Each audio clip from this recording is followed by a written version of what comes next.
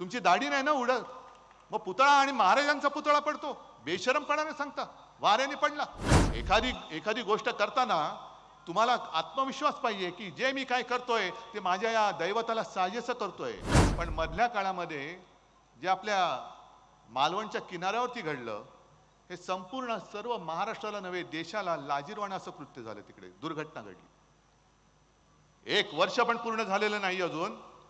केवळ आणि केवळ लोकसभा जिंकायची, शिवसेनेच्या ताब्यातलं कोकण जिंकून घ्यायचं म्हणून पंतप्रधान तिकडे त्या किनाऱ्यावरती आले, नौदल दिन साजरा केला.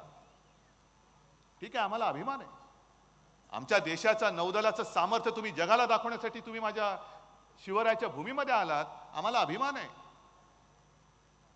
पण नौदलाचं संपूर्ण सामर्थ्य दाखवताना तुम्ही ज्यांनी पहिल्या प्रथम आपल्या देशात आरमार सुरू केलं, त्या छत्रपती शिवरायाचा पुतळा जो उभारला तुम्ही, तो उभारताना काहीतरी तुम्हाला लाज लज्जा शरम पाहिजे होती ना, त्याच्यात सुद्धा पैसे खाल्ले तुम्ही. काल तो त्या समितीचा रिपोर्ट आलाय, साचा नीट नव्हता, त्याच्यामध्ये जे काय त्याचं वेल्डिंग होतं ते बरोबर नव्हतं, जो धातू वापरला तो बरोबर नव्हता. समुद्र किनारा आणि वारा लक्षात घेऊन स्टेनलेस स्टील सारखा धातू वापरायला पाहिजे होता, तुम्ही लोखंड वापरलं, ते गंजून गेलं, त्याचे खिळे गंजून गेले, जॉईंट गंजून गेले आणि पुतळा पडला. आमचे मिंदे दाढी खाजवत म्हणतायत वाऱ्याने पुतळा पडला. अहो, वाऱ्याने तुमची दाढी नाही ती उडत,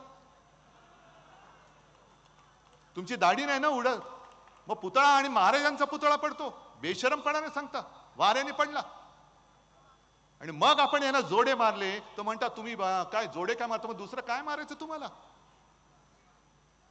एखादी एखादी गोष्ट करताना तुम्हाला आत्मविश्वास पाहिजे की जे मी काय करतोय ते माझ्या या दैवताला साजेसं करतोय.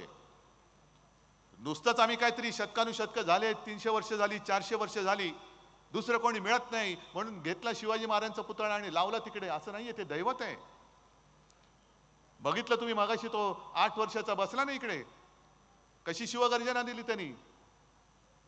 हे शिवप्रेम आहे, हे शिकवावं लागत नाही. महाराष्ट्रामध्ये जो जन्माला येतो तो शिवप्रेम आपल्या हृदयात आणि रक्तामध्ये धमन्यांमध्ये घेऊनच जन्माला येतो. म्हणून तर इतके वर्ष झाल्यानंतर सुद्धा छत्रपती शिवाजी महाराज की जय बोलल्यानंतर असं म्हणतात की एखादा मृत झालेला माणूस सुद्धा ताडकन उठून उभा राहील, एवढी ताकद आणि एवढं तेज ह्या दैवताच्या त्या घोषणेमध्ये.